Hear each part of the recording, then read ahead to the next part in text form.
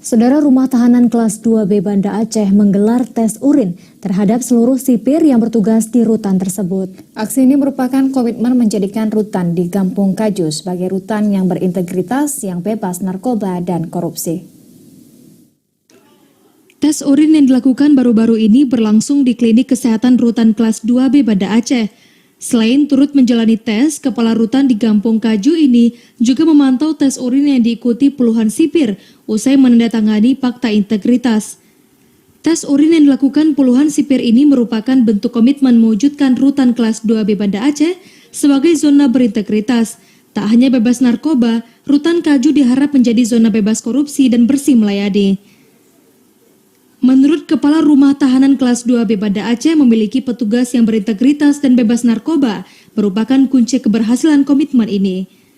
Dengan petugas yang berintegritas, penertiban terhadap warga binaan akan mudah dilakukan.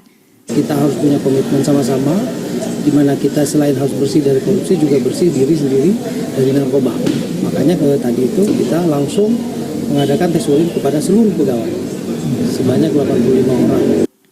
Irhamuddin mengapresiasi seluruh petugas karena hasil tes menunjukkan seluruh sipir di rutan yang over kapasitas ini negatif dari narkotika.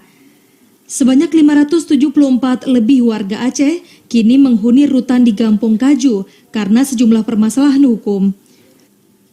Mereka terdiri dari narapidana dan tahanan titipan, baik kejaksaan maupun kepolisian daerah Aceh.